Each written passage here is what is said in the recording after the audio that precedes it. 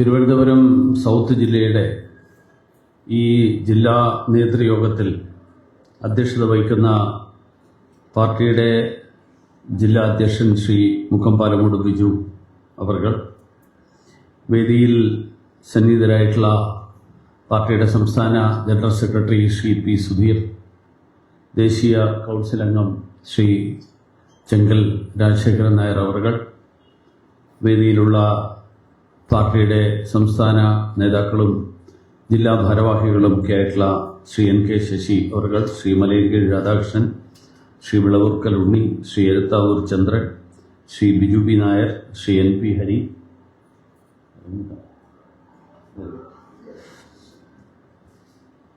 സദസ്സിലുള്ള മറ്റ് സഹപ്രവർത്തകരെ, സഹോദരി സഹോദരന്മാരെ, എല്ലാവർക്കും നമസ്കാരം. കേരളത്തിലെ സംഘടനാ പർവ്വത്തിന്റെ ഭാഗമായി റവന്യൂ ജില്ലകളായിരുന്ന 14 ജില്ലകൾ, ആ ജില്ലകളെ 30 സംഘടനാ ജില്ലകളായി മാറ്റാനുള്ള പാർട്ടിയുടെ തീരുമാനമനുസരിച്ച് പുതിയ സംഘടനാ സംവിധാനം ജില്ലാതലത്തിലും മണ്ഡലം തലത്തിലും നിലവിൽ വന്നതിന് ശേഷം നടക്കുന്ന ആദ്യത്തെ ജില്ലാ നേതൃയോഗമാണിത്. വരാനിരിക്കുന്ന വർഷം, ഒരു വർഷക്കാലത്തിനുള്ളിൽ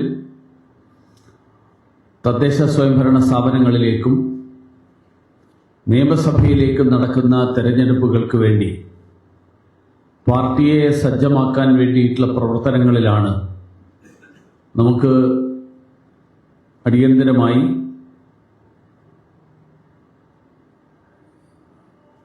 അതിനു വേണ്ടിയിട്ടുള്ള ആസൂത്രണങ്ങൾ നടത്തേണ്ടത്.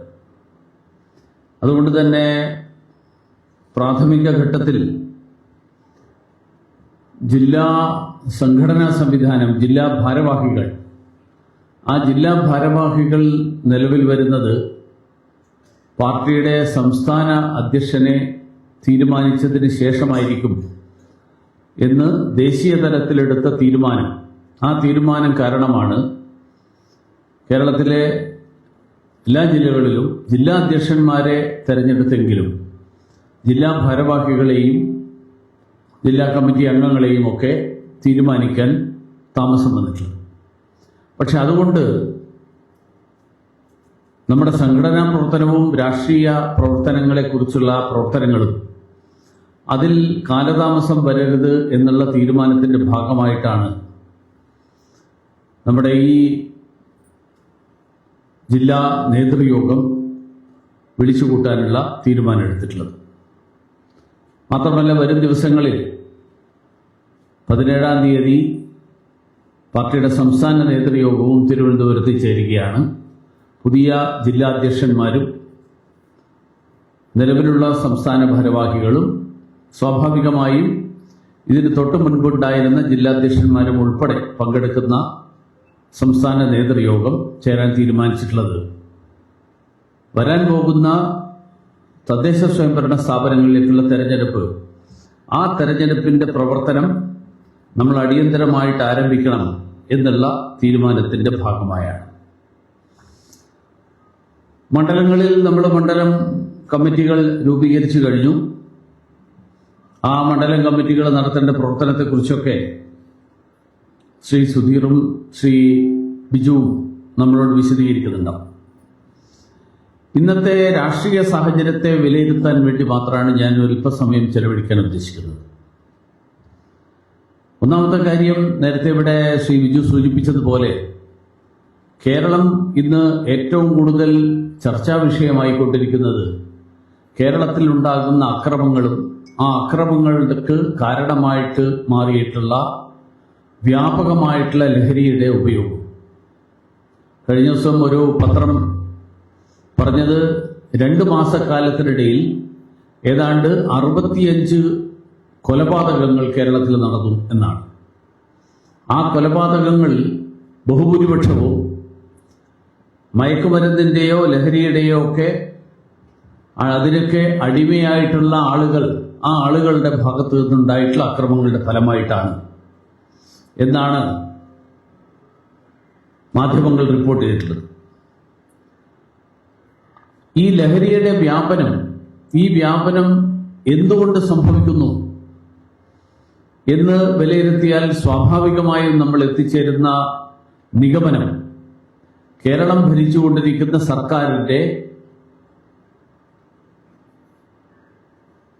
പ്രത്യക്ഷമായോ പരോക്ഷമായോ ഉള്ള പിന്തുണയോടുകൂടിയിട്ടാണ് കേരളത്തിൽ ഈ ലഹരിയുടെ വ്യാപകമായിട്ടുള്ള ഉപഭോഗം നടക്കുന്നത് എന്നുള്ളതാണ്. അത് അവരുടെ നേതാക്കന്മാരായിട്ടുള്ള ആളുകളെ അത് വിദ്യാർത്ഥി യുവജന സംഘടനകളിൽ പെടുന്നവരാണെങ്കിലും ആ പാർട്ടിയുടെ നേതൃത്വ നിലയിൽ നിൽക്കുന്ന ആളുകളാണെങ്കിലും അങ്ങനെയുള്ള ആളുകളെ പിടികൂടുന്ന ഒറ്റപ്പെട്ട സംഭവങ്ങൾ ആ സംഭവങ്ങളുടെ വ്യക്തമാണ്. ഈ ഒറ്റപ്പെട്ട സംഭവങ്ങൾ എന്ന് ഞാൻ പറയുന്നത് ഒറ്റപ്പെട്ട കേസുകളിൽ മാത്രമേ അവർ പങ്കാളികളായിട്ടുള്ളൂ എന്നുള്ളതല്ല. പകരം ഭരണകക്ഷിയുടെ ഭാഗമായിട്ടുള്ള കമ്മ്യൂണിസ്റ്റുകാരായിട്ടുള്ള ആളുകളെ ഒരു കാരണവശാലും അറസ്റ്റ് ചെയ്യുകയോ അല്ലെങ്കിൽ കസ്റ്റഡിയിലെടുക്കുകയോ ഈ കേസുകളുമായി ബന്ധപ്പെടുത്തുകയോ ചെയ്യരുത് എന്നുള്ള നിബന്ധനകളൊക്കെ ഉണ്ടായിട്ട് പോലും ചില സ്ഥലങ്ങളിൽ ഉദ്യോഗസ്ഥന്മാർ അങ്ങനെയുള്ള ആളുകളെ കസ്റ്റഡിയിലെടുക്കുന്ന സാഹചര്യം ഉണ്ടാകുന്നത് കൊണ്ടാണ് ഇത് ഒറ്റപ്പെട്ട സംഭവങ്ങളാവുന്നത്. പക്ഷെ അങ്ങനെയുള്ള കേസുകളിൽ വാദി പ്രതിയാവുന്ന ഒരു സ്ഥിതി കൂടി ഇന്നുണ്ട്. കായംകുളത്തെ MLA മകനെ അറസ്റ്റ് ചെയ്തതിന് ശേഷം അവസാനം ഇപ്പോ അറസ്റ്റ് ചെയ്ത ഉദ്യോഗസ്ഥൻ തെറ്റാണ് ചെയ്തത്, കുറ്റവാളിയാണ് എന്നുള്ള തരത്തിലാണ് ഇപ്പോ അതിന്റെ തുടർ നടപടികൾ നീങ്ങിക്കൊണ്ടിരിക്കുന്നത്. ആലപ്പുഴയിൽ അറസ്റ്റ് ചെയ്ത CPM നേതാവിനെ വിട്ടയച്ചു എന്ന് മാത്രമല്ല, അയാൾക്കെതിരായിട്ട് നടപടിയെടുത്ത ആൾക്കെതിരായിട്ടാണ് ഇപ്പോ സർക്കാരിന്റെ ഭാഗത്തു നിന്നുള്ള സമീപനം. കളമശ്ശേരിയിലും അത് തന്നെയായിരിക്കും സംഭവിക്കാൻ പോകുന്നത്. താൽക്കാലികമായിട്ട് SFIയും അല്ലെങ്കിൽ പാർട്ടിയുടെ സംസ്ഥാന കോൺഗ്രസ് CPM ഒക്കെ ഇത്തരത്തിലുള്ള സംഭവങ്ങളിൽ ജാഗ്രത കുറവുണ്ടായി എന്നുള്ള ജനങ്ങൾക്ക് മനസ്സിലാവാത്തൊരു ഭാഷ എന്ന് പറഞ്ഞാൽ ജാഗ്രതയോട് കൂടിയിട്ട് മയക്കുമരുന്ന് ഉപയോഗിക്കണമായിരുന്നു എന്നാണോ അർത്ഥം എന്നാണ് ആൾക്കാർ സ്വാഭാവികമായിട്ട് സംശയിക്കുന്നത്. കാരണം നിങ്ങൾ ഉപയോഗിക്കുന്നതിനല്ല എതിര്, ഉപയോഗിച്ചിട്ട് പിടിച്ചുപോയി എന്നുള്ളതാണ് ജാഗ്രത കുറവ്. സാധാരണ മലയാളം മനസ്സിലാക്കുന്ന ആൾക്കാർ മനസ്സിലാക്കുന്ന അങ്ങനെയാണ്. വേണ്ടത്ര ഒരു ശ്രദ്ധയോടുകൂടി മയക്കുമരുന്ന് ഉപയോഗിച്ചില്ല. മയക്കുമരുന്നിന്റെ കച്ചവടം നടത്തുമ്പോൾ ആ മയക്കുമരുന്നിന്റെ കച്ചവടം പോലീസിന്റെ പിടിയിൽപ്പെടാതെ നടത്തണമായിരുന്നു. ഇതുപോലെയുള്ള പദപ്രയോഗങ്ങൾ നടത്തി ജനങ്ങളെ വിഡ്ഢികളാക്കുന്ന സമീപനം എടുക്കുകയാണ്. അത് കഴിഞ്ഞ് ഒരു 6 മാസം കഴിയുമ്പോൾ നമ്മുടെയൊക്കെ ശ്രദ്ധ വേറെ പല കാര്യങ്ങളിലേക്ക് പോകുമ്പോൾ ഈ ആളുകൾ പഴയതുപോലെ തിരിച്ചു വരും. നമ്മൾ യൂണിവേഴ്സിറ്റി കോളേജിൽ കണ്ടിട്ടുള്ളതാണ് ഇതേ കാര്യങ്ങൾ. യൂണിവേഴ്സിറ്റി കോളേജിൽ ഈ കുറ്റവാളികളായിട്ടുള്ള ആ ആളുകളെ സംരക്ഷിക്കാൻ അവിടുത്തെ അധ്യാപകരായിട്ടുള്ള കമ്മ്യൂണിസ്റ്റുകാർ അവരുടെ രംഗത്തിറങ്ങി. നേരത്തെ ഒരു കേസിൽ കോപ്പിയടിച്ച് പിടിക്കപ്പെട്ട ആളുകൾ ആ കോപ്പിയടിച്ച് PSC പരീക്ഷയിൽ കോപ്പിയടിച്ച് പിടിക്കപ്പെട്ടിട്ട് പോലും ഒന്നും സംഭവിച്ചില്ല. അപ്പൊ സംസ്ഥാനം മുഴുവൻ ഭരണകക്ഷിയുടെ ഒത്താശയോടുകൂടി നടക്കുന്ന, അതിൽ നിന്ന് അവർക്ക് കമ്മീഷനാണോ കിട്ടുന്നത്, അതോ അവര് അന്താരാഷ്ട്ര തലത്തിലുള്ള ഒരു റാക്കറ്റിന്റെ ഭാഗമാണോ, ഇതൊക്കെ വിശദമായിട്ടുള്ള അന്വേഷണം നടക്കേണ്ട കാര്യങ്ങളാണ്. എന്തായാലും സംസ്ഥാന പോലീസ് അന്വേഷിക്കുന്നിടത്തോളം കാലം ഈ തരത്തിലുള്ള സംഭവങ്ങൾക്ക് തടയിടാൻ സാധ്യമല്ല എന്നുള്ള നിഗമനത്തിലേക്ക് കേരളത്തിലെ ജനങ്ങൾ എത്തിക്കൊണ്ടിരിക്കുകയാണ്. അതുകൊണ്ട് ലഹരിയുടെ ഉപഭോഗം വർദ്ധിക്കുന്നു. അഫ്ഗാനിസ്ഥാനിൽ നിന്ന് പാകിസ്ഥാനിലേക്കും പാകിസ്ഥാനിൽ നിന്ന് നേരിട്ട് കൊച്ചിയിലേക്കും മയക്കുമരുന്നുമായിട്ട് കപ്പലുകൾ വരണമെങ്കിൽ വഴിയിൽ തുറമുഖങ്ങൾ വേറെ ഇല്ലാത്തത് കൊണ്ടല്ല, പകരം കൊച്ചിയിൽ ഇറക്കിക്കഴിഞ്ഞാൽ ഒരു തരത്തിലുള്ള തടസ്സങ്ങളുമില്ലാതെ അത് സാധിക്കും എന്നുള്ള പൂർണ്ണബോധ്യം അന്താരാഷ്ട്ര മയക്കുമരുന്ന് സംഘങ്ങൾക്കടക്കമുണ്ടാകുന്ന ഒരു സ്ഥിതിയിലേക്കാണ് ഇപ്പോൾ എത്തിയിരിക്കുന്നത്. മെക്സിക്കോ ഉൾപ്പെടെയുള്ള പ്രദേശങ്ങളിൽ ഒരു നാർക്കോട്ടിക് കാർട്ടലുകൾ പ്രവർത്തിക്കുന്നതായിട്ട് കേട്ടിട്ടുണ്ട്. ജോർജ് സോറോസിനെ പോലെയുള്ള ആളുകൾ അങ്ങനെയുള്ള കാർട്ടലുകൾക്ക് നേതൃത്വം നൽകുന്നവരാണ് എന്നുള്ള ആരോപണം എന്ന് ഞാൻ പറയുമ്പോൾ അത് കേവലം ആരോപണമല്ല, അതിനപ്പുറത്ത് വിശ്വാസയോഗ്യമായിട്ടുള്ള വിലയിരുത്തലുകൾ, ആ വിലയിരുത്തലുകൾ അടക്കം ഉണ്ടാവുന്നുണ്ട്. അന്താരാഷ്ട്ര മയക്കുമരുന്ന് സംഘങ്ങൾ ഏറ്റവും അവർക്ക് എളുപ്പമുള്ള മണ്ണായിട്ട്, വളക്കൂറുള്ള മണ്ണായിട്ട് കേരളത്തെ മാറ്റുകയോ അല്ലെങ്കിൽ കേരളത്തെ കണ്ടെത്തുകയോ ചെയ്തിട്ടുള്ള സാഹചര്യത്തിന് ഉത്തരവാദികൾ കേരളം ഭരിക്കുന്നവരാണ്. അങ്ങനെ ഒരു സാഹചര്യം നിലനിൽക്കുകയാണ്. ഒരു വശത്ത് ഇതൊക്കെ നടക്കുമ്പോൾ കേരളത്തിലെ സർക്കാർ, ആ സർക്കാർ അവരുടെ കഴിവില്ലായ്മയുടെ പേരിൽ, അവരുടെ കഴിവില്ലായ്മ വ്യക്തമായിട്ട് പുറത്തു വരുമ്പോൾ അവരുടെ ധൂർത്ത് നിർത്താൻ തയ്യാറല്ലാത്ത സാഹചര്യത്തിൽ കേരളത്തിലെ ജനങ്ങൾ അതിന്റെ ഫലമായിട്ട് ബുദ്ധിമുട്ട് അനുഭവിക്കുമ്പോൾ അതിന്റെ മുഴുവൻ ഉത്തരവാദിത്തം കേന്ദ്ര സർക്കാരിൽ കെട്ടിവെക്കുക. ഇപ്പൊ ആശാ വർക്കർമാരുടെ സമരം, ആ സമരത്തിന് കാരണം എന്താ? 2019 തെരഞ്ഞെടുപ്പിനെ നേരിട്ടപ്പോ, 2021 തെരഞ്ഞെടുപ്പിനെ നേരിട്ടപ്പോൾ ഇടതുപക്ഷ മുന്നണി മുന്നോട്ട് വെച്ച വാഗ്ദാനമാണ് എല്ലാവർക്കും പ്രതിദിനം 700 രൂപ ആശാ വർക്കർമാർക്ക് വേതനം ലഭ്യമാണ് എന്ന് പറഞ്ഞാൽ മാസത്തിൽ 21,000 രൂപ വേതനം ലഭ്യമാകും. ഇപ്പോ അവർ പറയുന്നത് കേന്ദ്രത്തിൽ നിന്ന് കിട്ടാനുള്ളത് കിട്ടിയില്ല. കേന്ദ്രത്തിൽ നിന്ന് എത്ര കിട്ടാനുണ്ടായിരുന്നു, എത്ര കിട്ടി എന്നുള്ള കണക്കിലേക്ക് ഞാൻ കടക്കുന്നതിന് മുൻപേ, കേന്ദ്രത്തിൽ നിന്ന് കിട്ടാനുള്ളത് കിട്ടിയില്ല എന്ന് പറയുന്ന ആളുകൾ കേന്ദ്രത്തിൽ നിന്ന് ഞങ്ങൾ ഉദ്ദേശിക്കുന്ന തരത്തിലുള്ള സഹായം കിട്ടുകയാണെങ്കിൽ ഞങ്ങൾ 21,000 രൂപ നിങ്ങൾക്ക് എല്ലാവർക്കും വേതനം തരും എന്നല്ല 2021 പറഞ്ഞിരുന്നത്. അന്ന് പറഞ്ഞത് ഞങ്ങൾ തരും, കേരളത്തിലെ മുൻ സർക്കാർ തരും. പക്ഷെ ഇപ്പൊ പറയുന്നത് എന്താ? കേന്ദ്ര സർക്കാർ ഞങ്ങൾക്ക് തരാനുള്ളത് തന്നില്ല. കഴിഞ്ഞ ദിവസം ബഹുമാന്യനായിട്ടുള്ള ആരോഗ്യമന്ത്രി പാർലമെന്റിൽ വളരെ കൃത്യമായിട്ട് പറഞ്ഞു, കേരളത്തിന് കൊടുക്കാനുള്ള ഒരൊറ്റ പൈസ ബാക്കിയില്ല, കുടിശ്ശികയില്ല. മാത്രമല്ല അദ്ദേഹം പറഞ്ഞു, കേരളത്തിന് കൊടുക്കാനുള്ള പണം, ആ പണം മുഴുവൻ കൊടുത്തു, പക്ഷെ ഞങ്ങൾക്ക് ആ പണം ചെലവഴിച്ചതായിട്ടുള്ള യൂട്ടിലിറ്റി സർട്ടിഫിക്കറ്റ് കിട്ടിയില്ല. ഏത് വർഷത്തെക്കുറിച്ചാണ് പറഞ്ഞത്? 2025-26 വർഷത്തെക്കുറിച്ച്, 24-25 വർഷത്തെക്കുറിച്ച്. പക്ഷേ ഈ പ്രസ്താവന വന്നപ്പോൾ അടുത്ത ദിവസം, അന്ന് വൈകുന്നേരം, സംസ്ഥാന ആരോഗ്യമന്ത്രി 24-25 കണക്ക് കേന്ദ്ര സർക്കാർ പറഞ്ഞപ്പോ 23-24 വർഷത്തിന്റെ ഒരു യൂട്ടിലൈസേഷൻ സർട്ടിഫിക്കറ്റ് പുറത്തുവിട്ടു. ഇപ്പൊ കേരളത്തിലെ മാധ്യമങ്ങൾ മുഴുവൻ എഴുതി നഡ്ഡ പറഞ്ഞത് തെറ്റാണ് എന്നുള്ളതിന് തെളിവായിട്ട് യൂട്ടിലൈസേഷൻ സർട്ടിഫിക്കറ്റ് കൊടുത്തതായിട്ട് വീണ ജോർജ് രേഖകൾ പുറത്തുവിട്ടു. JP നഡ്ഡ പറഞ്ഞത് 24-25 വർഷത്തെക്കുറിച്ചാണ്. വീണ ജോർജ് പുറത്തുവിട്ടത് രേഖ അതിന് മുമ്പത്തെ വർഷം 23-24 വർഷത്തെക്കുറിച്ച്. 23-24 വർഷത്തിന്റെ തർക്കം എന്താ? 23-24 വർഷത്തിന്റെ തർക്കം യൂട്ടിലൈസേഷൻ സർട്ടിഫിക്കറ്റ് അല്ല.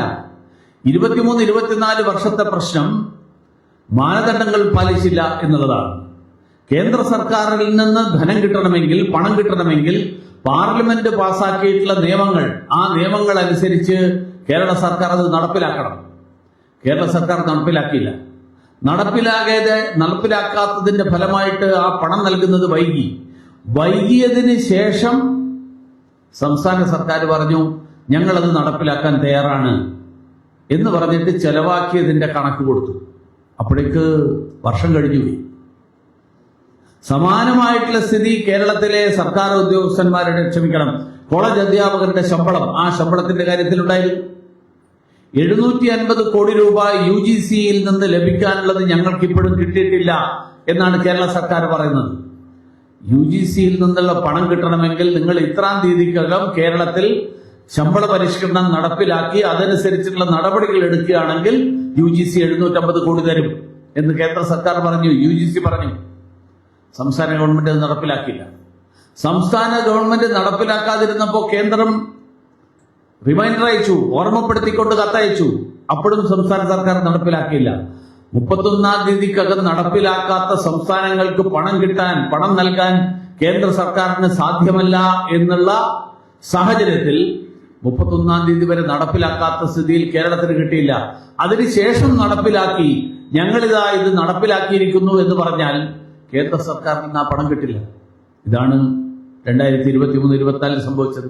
23-24 നടപ്പിലാക്കാൻ വേണ്ടിയിട്ട് പറഞ്ഞ മാനദണ്ഡങ്ങൾ പാലിക്കാതെ ആ പണം നഷ്ടപ്പെടുത്തിയതിന് ശേഷം ഞങ്ങൾ അതിന് ശേഷം നടപ്പിലാക്കി എന്ന് പറഞ്ഞ് ശ്രീ JP നഡ്ഡാജിക്ക് മറുപടി കൊടുക്കുമ്പോൾ അത് കേരളത്തിലെ ജനങ്ങൾ മുഴുവൻ അതേപടി വിശ്വസിച്ചുകൊള്ളും എന്നുള്ള ധാരണയിലാണ് കേരളത്തിലെ സർക്കാർ. മാത്രമല്ല, ആ കാലത്ത് നിയമസഭയിൽ ആളുകള് പ്രതിപക്ഷ MLA-മാര് പറഞ്ഞു, ആന്ധ്രാപ്രദേശിലും സിക്കിമിലും 10,000 രൂപ വീതം ഓണററി നൽകുന്നു. മന്ത്രി പറഞ്ഞു അങ്ങനെ ഒരു സ്ഥലത്തുമില്ല. ഞങ്ങൾ അവിടുത്തെ ഒരു കോർഡിനേറ്ററോട് സംസാരിച്ചു, അയാൾ പറഞ്ഞു 5,000 കൊടുക്കുന്നുള്ളൂ. പിന്നീട് സിക്കിം ഗവൺമെന്റ് 10,000 ആക്കിയതിന്റെ രേഖകൾ കേരളത്തിലെ മാധ്യമങ്ങൾ പുറത്തുവിട്ടപ്പോ പിന്നെ മന്ത്രിക്ക് മിണ്ടാട്ടം ഇല്ലാതായി. അപ്പൊ നിയമസഭയെ പോലും തെറ്റിദ്ധരിപ്പിക്കുന്ന തരത്തിൽ, കള്ളം പറയുന്ന തരത്തിൽ കേരളത്തിലെ സർക്കാർ കേന്ദ്ര സർക്കാരിനെ പ്രതിക്കൂട്ടിലാക്കാൻ വേണ്ടിയിട്ടുള്ള ശ്രമം, ആ ശ്രമമാണ് നടത്തിക്കൊണ്ടിരിക്കുന്നത്. അതുകൊണ്ട് ഒരു വശത്ത് ദേശീയ ആരോഗ്യ ദൗത്യം, നാഷണൽ ഹെൽത്ത് മിഷൻ, ആ ഹെൽത്ത് മിഷന്റെ പണം മുഴുവൻ സർക്കാർ, കേന്ദ്ര സർക്കാർ സംസ്ഥാനത്തിന് കൊടുക്കുമ്പോഴും ആ പണം വേണ്ട തരത്തിൽ വിനിയോഗിക്കാതെ സംസ്ഥാന സർക്കാർ മറുവശത്ത് KV തോമസിന് കഴിഞ്ഞ ഇന്നത്തെ കണക്ക് വന്നത് 46 ലക്ഷമോ 64 ലക്ഷമോ മറ്റോ ആണ് KV തോമസിന് ഇതുവരെയായിട്ട് കൊടുത്തത്. എന്താ KV തോമസ് അവിടെ നിന്നിട്ട് നടക്കുന്നത്? കേരളത്തിൽ നിന്ന് 29 MP-മാര് പാർലമെന്റിലുണ്ട്.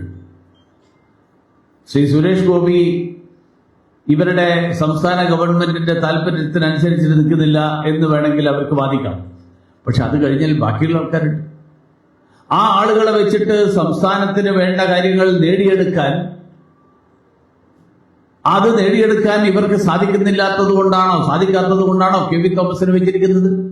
KV തോമസ് അവിടെ ഉണ്ടുറങ്ങി കഴിയുന്ന ഒരാൾ, അങ്ങനെയുള്ള ഒരാൾക്ക് വേണ്ടി 45-50 ലക്ഷം രൂപ മാത്രമല്ല, ആ പണം അദ്ദേഹത്തിന്റെ യാത്രാബത്ത വർദ്ധിപ്പിക്കുന്നു, PSU അംഗങ്ങളുടെ യാത്രാബത്തയും ശമ്പളവും വർദ്ധിപ്പിക്കുന്നു.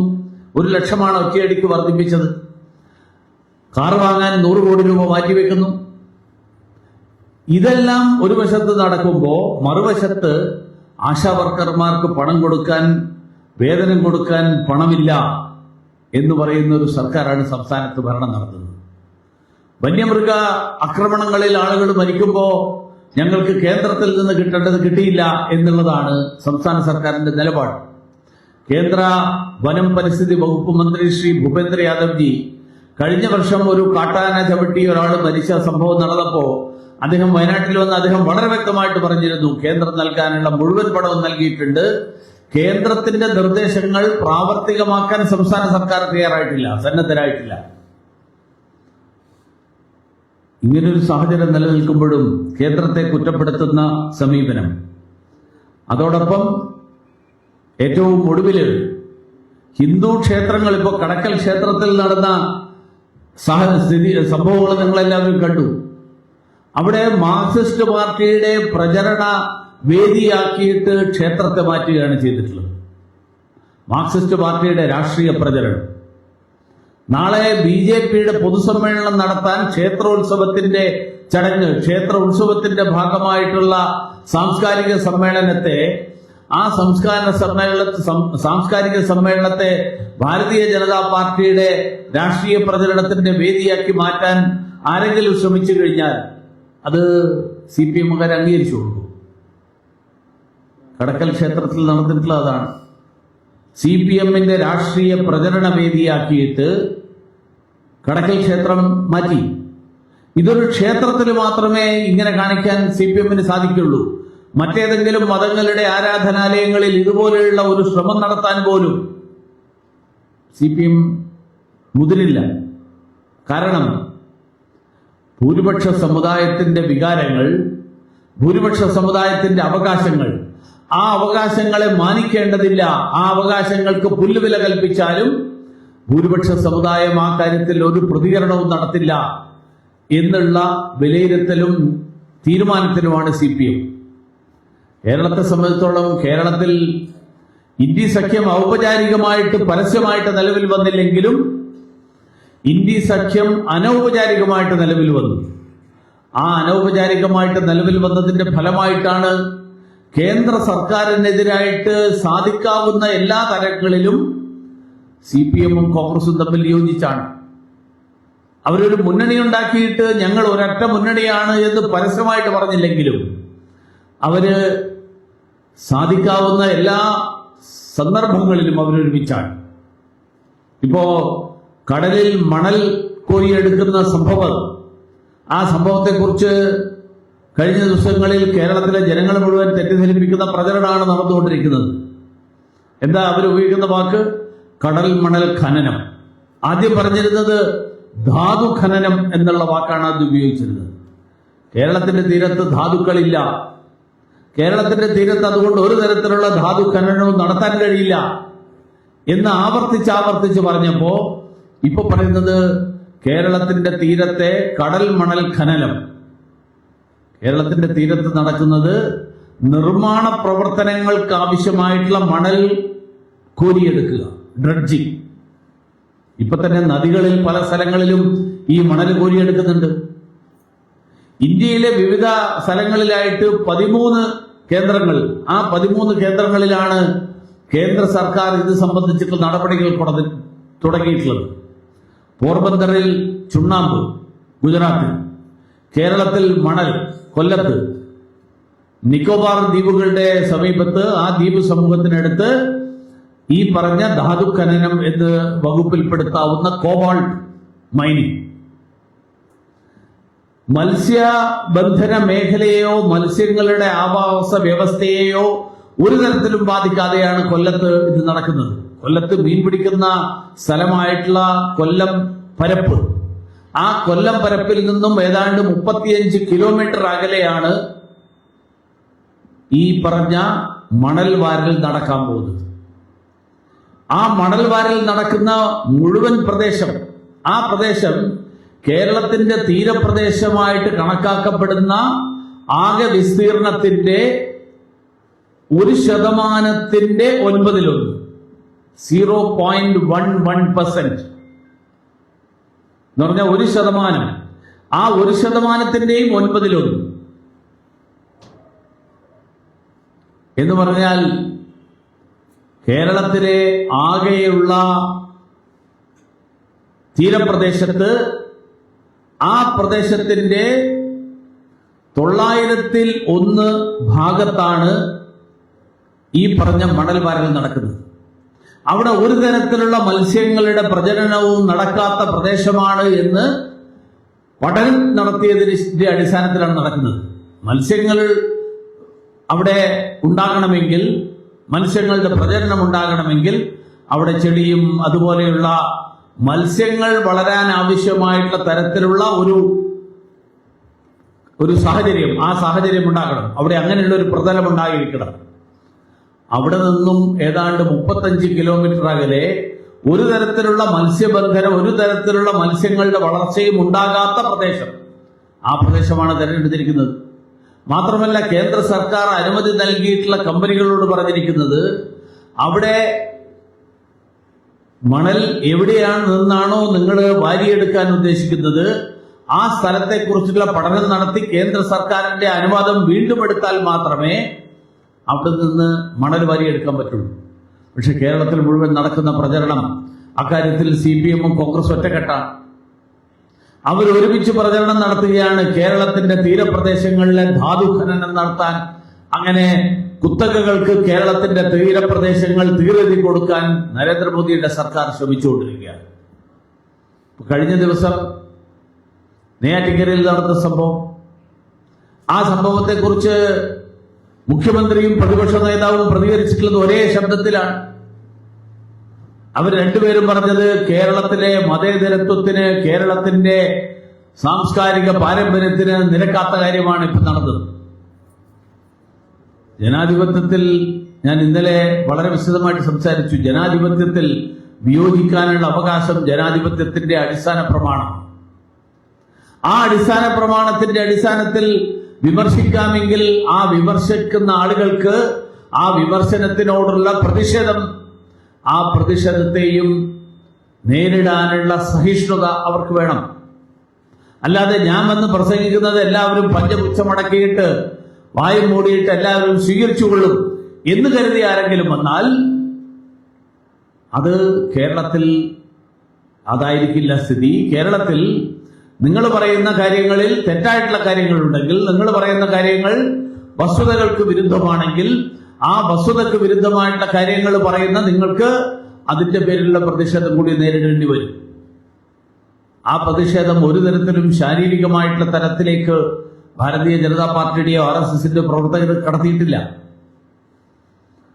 കണ്ണൂരിൽ ചരിത്ര കോൺഗ്രസിന്റെ വേദിയിൽ ഗവർണറെ അടക്കം ആക്രമിക്കാൻ മുതിരുന്ന തരത്തിലേക്ക് മാർക്സിസ്റ്റ് പാർട്ടിക്കാര് സാഹചര്യങ്ങൾ എത്തിച്ചെങ്കിൽ ഇവിടെ അതൊന്നും ഉണ്ടായിട്ടില്ല. വളരെ സമാധാനപരമായിട്ട് വിയോജിപ്പ് പ്രകടിപ്പിക്കുക മാത്രമേ ഉണ്ടായുള്ളൂ. പക്ഷേ ഗവർണറെ ആക്രമിച്ചവർക്കെതിരായിട്ട് കേസെടുക്കാത്ത പിണറായി സർക്കാർ ഈ പറഞ്ഞ ഗാന്ധിജിയുടെ 4ാം തലമുറക്കാരനാണ് എന്ന് അവകാശപ്പെട്ടു വരുന്ന ഒരാൾ, ഗാന്ധിജിയുമായിട്ട് ഒരു ബന്ധമില്ലാത്ത, ഗാന്ധിജിയുടെ ആശയങ്ങളെക്കുറിച്ച് പോലും അറിയാത്ത ഒരാൾ, ആള് നടത്തുന്ന പ്രസ്താവനകൾക്കനുസരിച്ച് കേസെടുക്കുമ്പോൾ അത് നമ്മളെ ഒരിക്കൽ കൂടി ബോധ്യപ്പെടുത്തുന്നത് ഇന്ത്യ സഖ്യം കേരളത്തിലും നിലവിൽ വന്നു എന്നുള്ളത് തന്നെയാണ്. അത് പ്രകടമായിട്ട് നമ്മൾ കണ്ടു ശ്രീവരാഹത്തെ തെരഞ്ഞെടുപ്പിൽ. ശ്രീവരാഹത്തെ തെരഞ്ഞെടുപ്പിൽ കോൺഗ്രസിന് കിട്ടിയത് 200 വോട്ടാണ്. BJPക്ക് 1400 വോട്ട്, 1300 വോട്ട്, കോൺഗ്രസിന് CPMന് അതിനേക്കാൾ 12 വോട്ട് കൂടുതൽ. കാരണം ഭാരതീയ ജനതാ പാർട്ടി എവിടെയൊക്കെ വിജയസാധ്യതയുള്ളതായിട്ട് ഉള്ള സാഹചര്യം തിരിഞ്ഞു വരുന്നുവോ അവിടെയൊക്കെ ഈ അനൗപചാരിക ഇന്ത്യ സഖ്യം ഒറ്റക്കെട്ടായി നിന്ന് ഭാരതീയ ജനതാ പാർട്ടിയെ പരാജയപ്പെടുത്താൻ ശ്രമിക്കും. അതിന്റെ ഭാഗമാണ് നരേന്ദ്രമോദിക്കെതിരായിട്ട്, കേന്ദ്ര സർക്കാരിനെതിരായിട്ട് തെറ്റിദ്ധാരണാജനകമായിട്ട് നടക്കുന്ന പ്രചരണങ്ങൾ.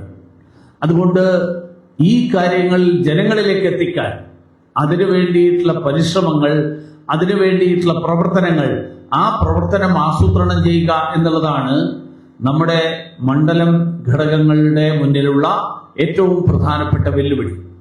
അതുകൊണ്ട് ഇന്ന് നടക്കുന്ന ഈ നേതൃയോഗം ഈ തരത്തിലുള്ള സർക്കാരിന്റെ ജനങ്ങളുടെ മുന്നിൽ കേന്ദ്ര സർക്കാരിനെ കരിവാരിത്തേക്കാനുള്ള പ്രവർത്തനങ്ങൾ, ആ പ്രവർത്തനങ്ങൾ തുറന്നു കാണിക്കാൻ സാധിക്കുന്ന തരത്തിൽ നമ്മുടെ സംഘടനാ സംവിധാനം ശക്തിപ്പെടുത്താൻ വേണ്ടിയിട്ടുള്ള പ്രവർത്തനങ്ങൾക്ക് രൂപം നൽകേണ്ടതുണ്ട്. അങ്ങനെയുള്ള ഒരു ലക്ഷ്യത്തോടു കൂടിയാണ് ഇന്ന് ഈ യോഗം വിളിച്ചുകൂട്ടിയിട്ടുള്ളത്. അതുകൊണ്ട് വരാനിരിക്കുന്ന ദിവസങ്ങളിൽ ഈ ഒരു വലിയ ഉത്തരവാദിത്വം ഏറ്റെടുത്തുകൊണ്ട് മുന്നോട്ട് പോകാൻ നമുക്കെല്ലാവർക്കും സാധിക്കട്ടെ എന്ന് സൂചിപ്പിച്ചുകൊണ്ട് ഞാൻ എൻ്റെ വാക്കുകൾ അവസാനിപ്പിക്കുന്നു. എല്ലാവർക്കും നമസ്കാരം.